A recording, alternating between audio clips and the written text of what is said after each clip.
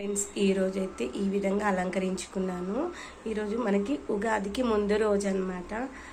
ఉగాదికి ముందు రోజు పూజలో ఈ విధంగా ఈరోజైతే నేను ఐశ్వర్య దీపం అయితే ముట్టించుకోవాలనుకున్నాను. అంటే ఐశ్వర్య దీపం ముట్టించుకోవడం వల్ల మనకి ఇంట్లో చాలా మంచి శుభాలు జరుగుతాయి.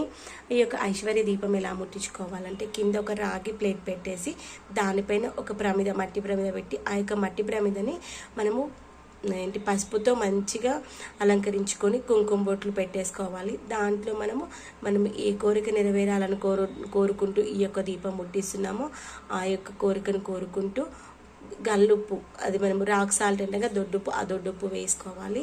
దానిపైన మరొక మట్టి ప్రమిద పెట్టేసుకొని దాంట్లో మనము నువ్వుల నూనె వేసి 3 వత్తులు వేసుకున్నాను. తర్వాత దానికి బొట్లు పెట్టేసుకొని అలంకరించుకోవాలి. అయితే ఈ యొక్క దీపాన్ని మనము పూలతో అలంకరించుకొని దీపారాధన అయితే చేసుకోవాలి. ఈరోజైతే నైవేద్యంగా